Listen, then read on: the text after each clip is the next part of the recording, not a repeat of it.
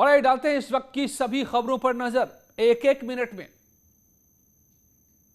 कांग्रेस ने कोविड पर श्वेत पत्र जारी करते हुए केंद्र की मोदी सरकार को कटघरे में खड़ा किया। कांग्रेस ने कोरोना को लेकर श्वेत पत्र जारी किया है। कांग्रेस ने कहा कि भविष्य में कोरोना से निपटने में कोई गलती ना हो, इसलिए हम ये श्वेत पत्र लेकर आए हैं। राहुल गांधी ने प्रेस कॉन्फ्रेंस कर आरोप लगाया है कि साइंटिस्ट और डॉक्टर ने पहले ही दूसरे वेव की बात कही थी, लेकिन सरकार नहीं जागी। कांग्रेस ने कहा कि अब तीसरे वेव का खतरा है और सरकार को उसकी तैयारी करनी होगी। इसका लक्ष्य फिंगर पॉइंटिंग नहीं है। इसका लक्ष्य ये नहीं है कि सरकार ने ये गलत किया। हम गलती को इसलिए पॉइंट आउट कर रहे हैं क्योंकि हम जानते हैं कि आने वाले समय में इन गलतियों को करेक्ट करना होगा। सेकंड वेव से पहले हमारे साइंटिस्ट्स ने, डॉक्टर्स ने सेकंड वेव की बात की थी और उस समय जो एक्शन सरकार को लेने थे, जो उनका बिहेवियर होना चाहिए था, वो नहीं रहा। बीजेपी के राष्ट्रीय प्रवक्ता संबित पात्रा ने प्रेस कॉन्फ्रेंस कर राहुल गांधी को सुझाव दिए हैं। बीजेपी ने उन्हें कांग्रेस शासित राज्यों का असलियत का आईना दिखाया और साथ में कई सलाह भी दी। बीजेपी ने कहा कि जब देश आगे बढ़ता है तो कांग्रेस को चिढ़ होती है। विधानसभा चुनाव से पहले योगी सरकार के प्रवक्ता और मंत्री सिद्धार्थनाथ सिंह ने हुंकार भर दी है। सिद्धार्थनाथ सिंह ने कहा कि बीजेपी चुनाव के लिए पूरी तरह से तैयार है। बीजेपी ने अपनी पूरी रणनीति बना ली है। हमने तैयारी पूरी की है और जल्द ही हमारे राष्ट्रीय अध्यक्ष भी लखनऊ आएंगे। भारतीय जनता पार्टी अपनी तैयारी पिछले साल से ही शुरू कर चुकी है। दिसंबर में 2020 में हमारे राष्ट्रीय अध्यक्ष आए थे, उन्होंने बैठकों का एक दौर शुरू किया था। उसके बाद कोरोना आ गया था, मगर उसके बाद तुरंत हमारे संगठन महामंत्री भी आए हैं और बैठकें चल रही हैं और उम्मीद करते हैं कि जल्द से जल्द हमारे राष्ट्रीय अध्यक्ष भी उत्तर प्रदेश आएंगे। तो हम अपनी तैयारी कर रहे हैं। बातचीत के दौरान जब हमारे संवाददाता अजीत सिंह ने ओवैसी की पार्टी के 100 सीटों पर चुनाव लड़ने का सवाल किया तो सिद्धार्थनाथ सिंह ने यह कहकर सवाल टाल दिया कि वो ओवैसी की पार्टी का निजी मामला है। बता दें कि 2022 चुनाव को लेकर बीजेपी का मंथन लगातार जारी है। मंत्रियों को अपनी परफॉर्मेंस रिपोर्ट संगठन के सामने साझा करने के निर्देश दिए गए हैं। बताया जा रहा है कि आने वाला चुनाव बीजेपी योगी के नाम और काम पर लड़ेगी। शाहजहांपुर का युवक बरेली में दूसरी शादी रचाने आया तो पहली पत्नी पुलिस लेकर शादी रुकवाने पहुंच गई। जी हां, मामला बिल्कुल फिल्मी टाइप है, क्योंकि जैसे ही पुलिस के आने की भनक लगी, दूल्हा, बाराती और घराती सब फरार हो गए। पुलिस ने दूल्हे के दोस्त को हिरासत में ले लिया है। महिला का कहना है कि 2006 में उसकी शादी हुई थी और उसके 2 बेटे भी हैं। उसने आरोप लगाया है कि ससुराल वाले उसे दहेज के लिए प्रताड़ित करते थे, जिसके चलते उसने शाहजहांपुर कोर्ट में पति पर दहेज उत्पीड़न का मुकदमा दर्ज कराया था। तो मैंने लड़की के साथ फोटो देखा, मैंने ये कहा तुम्हारा जो कुछ हुआ हो उसको खत्म कर दो, ठीक है, अपनी घर गृहस्थी देखो, अगर नहीं तो ठीक है, ऐसा है, हमें चैन से रहने दो, हमारे बच्चों के साथ आपका मन हो सो करो, ठीक है, हमें इस घर में चैन से रहने दो। लेकिन इन्होंने कोई बात नहीं, इनकी माँ ने कहा तुम इन्हें 3 महीने की तलाक दे दो। पीड़ित महिला के मुताबिक वो अपने दोनों बच्चों के साथ मायके में रह रही है। इस बीच उसे पता चला कि उसका पति बरेली में दूसरी शादी कर रहा है, जिसके बाद उसने बरेली एसएसपी से इसकी शिकायत की और एसएसपी के आदेश पर पुलिस ने मौके पर जाकर शादी रुकवा दी। अयोध्या में आज उस वक्त हड़कंप मच गया जब सिर्फ कोल्ड ड्रिंक पीने से ही 9 लोग एकाएक बेहोश हो गए। मामला थाना हैदरगंज के बालेडीह गांव का है।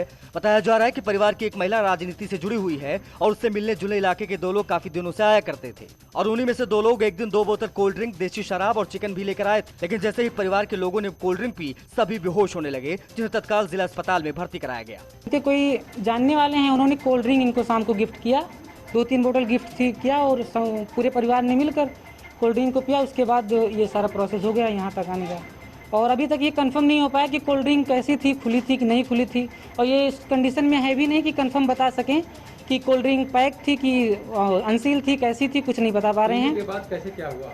पीने के बाद सडनली मैक्सिमम 15 मिनट के अंदर ये लोग बेहोश हो गए। जानकारी के मुताबिक जो दोनों कोल्ड ड्रिंक और देसी शराब लेकर आए थे वो भी बेहोश हो गए। जिला अस्पताल के डॉक्टर के मुताबिक कुछ लोग फूड पॉइजनिंग की वजह से भी बेहोश हुए थे, लेकिन सभी खतरे से बाहर है। परिवार के लोगों ने भी पुलिस में किसी के खिलाफ कोई तहरीर नहीं दी है।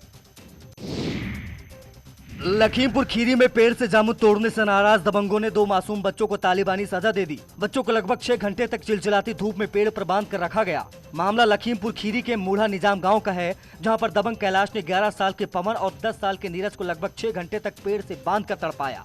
दोनों बच्चों की इतनी सी ही गलती थी कि उन्होंने कैलाश से बिना पूछे उसके पेड़ के नीचे पड़े जामुन उठाकर खा लिए थे। बच्चों को जामुन खाता देख कैलाश आग बबूला हो गया। अपने एक साथी की मदद से दोनों बच्चों को चिलचिलाती धूप में उसने एक पेड़ पर रस्सी के सहारे बांध दिया। बच्चों की हालत देख मां ने डायल 112 पर फोन किया, तब जाकर पुलिस आई, लेकिन पुलिस के आते ही दबंगों ने बच्चों को ऐसे ही छोड़ दिया और वहाँ से फरार हो गए।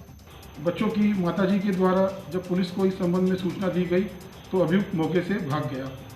प्रकरण में थाना मोहम्मदी पर सुसंगत धारा में अभियोग पंजीकृत कर अभियुक्त कैलाश को पुलिस के द्वारा गिरफ्तार कर प्रकरण में अग्रिम विधिक कार्रवाई की जा रही है। चिलचिलाती धूप में पेड़ से बंधे होने के चलते बच्चों की हालत खराब होने लगी, लेकिन दबंग कैलाश और उसका साथी मौके पर बैठकर शराब पीता रहा और बच्चों को भद्दी भद्दी गालियां देता रहा। फिलहाल पुलिस ने आरोपी दबंग कैलाश को गिरफ्तार कर जेल भेज दिया है।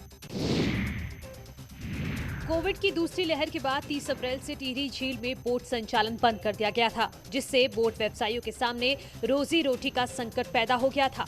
मार्च से जून में ही टिहरी झील में दूर दराज से पर्यटक पहुंचते हैं और इसी सीजन में बोट व्यवसायी अपने पूरे साल का व्यवसाय करते थे। भारी मांग के बाद कोविड नेगेटिव रिपोर्ट के साथ बोटिंग शुरू करने की अनुमति दी गई। टिहरी झील अब आप सब लोगों के पर्यटकों के लिए, पूरे देश के पर्यटकों के लिए खुल चुकी है और एक बहुत बड़ी राहत है टिहरी के बोट स्वामियों के लिए, जो यहाँ पे बोट ऑपरेटर हैं और जो बोट स्वामी हैं। कहीं ना कहीं वो पिछले 2 महीने से अपने घरों में थे और उनकी रोजी रोटी का कुछ भी साधन उनके पास नहीं था। अब कुछ हद तक उन पे साधन हो पाया है। टिहरी झील बोट यूनियन द्वारा भी पर्यटकों की कोविड नेगेटिव रिपोर्ट चेक की जा रही है। हालांकि पहले दिन पर्यटक कम ही संख्या में पहुंचे, लेकिन कोविड गाइडलाइन का पालन जरूर कर रहे हैं। समय से हम लोग घर में बंद थे, एक तरह से लॉकडाउन लगा हुआ था ऑल ओवर उत्तराखंड, लेकिन अभी हमें काफ़ी अच्छा लग रहा है अपने पहाड़ों में वापस आके। यहाँ सब कुछ खुल चुका है। घर पे हम 1 महीने से इतना बोर हो गए थे, उसके बाद लेकिन पूरी प्रिकॉशन के साथ पूरी फैमिली को लेके आए हुए हैं। बुलंदशहर में थाना अहमदगढ़ पुलिस ने चेकिंग के दौरान 2 बदमाशों को गिरफ्तार किया है। पुलिस ने चेकिंग के दौरान इनके पास से 2 तमंचे, एक अपाचे बाइक, 2 जिंदा कारतूस बरामद किए हैं। बताया जा रहा है कि बदमाश क्षेत्र में किसी बड़ी घटना को अंजाम देने की फिराक में थे, लेकिन मुखबिर की सूचना पर चेकिंग के दौरान बदमाशों को गिरफ्तार कर लिया गया। ये रात में पुलिस चेकिंग कर रही थी तो 2 बदमाश अपाचे मोटरसाइकिल से पासू तिराई से आगे पासू रोड पर कोई वारदात के अंजाम में खड़े थे। जब उनको पुलिस ने घेर के तलाशी ली तो दोनों से एक तमंचा और कारतूस बरामद हुए और एक अपाचे मोटरसाइकिल है।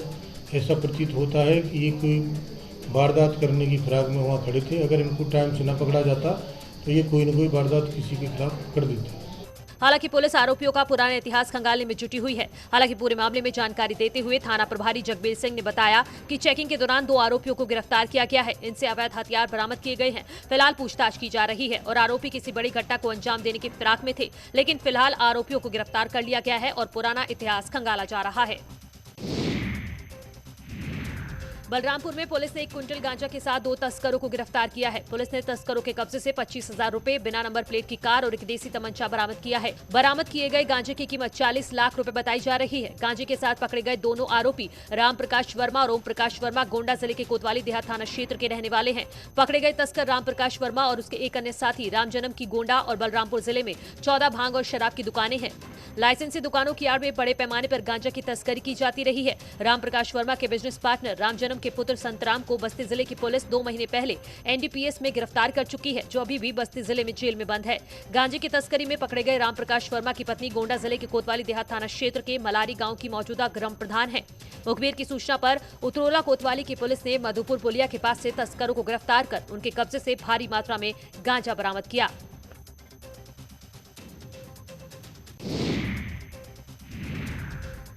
जौनपुर के बख्शा थाना क्षेत्र के हसरोली गांव में लव जिहाद का मामला सामने आया है। गांव के ही मुस्लिम लड़के पर प्रेम जाल में फंसाकर हिंदू की दलित परिवार की लड़की को भगाकर ले जाने का आरोप है।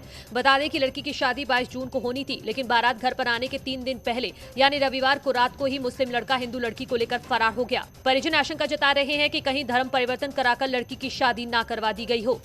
16-17 साल का है लड़की। क्या नाम है आपकी लड़की? नंदनी। कौन लड़का था, किसके घर से था, किस बिरादरी का लड़का मिल गया? मियाँ है। शादी कर लिया ले जाकर? अब का जानी साहब ही हम ना जानत है। घर वालों ने जब बेटी की खोजबीन की तो पता चला कि गांव का एक लड़का भी गायब है, जिसका नाम सलाउद्दीन है। जब दलित बेटी के बाप ने सलाउद्दीन के पिता से उसके बारे में जानकारी चाही तो आश मोहम्मद ने उनको धमकी दी कि अगर हमारे बेटे का नाम लोगे तो ठीक नहीं होगा। थक हार कर दलित लड़की के पिता ने बख्शा थाने पर अर्जी लगाई है। तब जाकर पुलिस एक्शन में आई। पुलिस ने मामले में 2 लोगों को हिरासत में लेकर जांच शुरू कर दी है। पुलिस लड़का लड़की की तलाश में जुटी हुई है।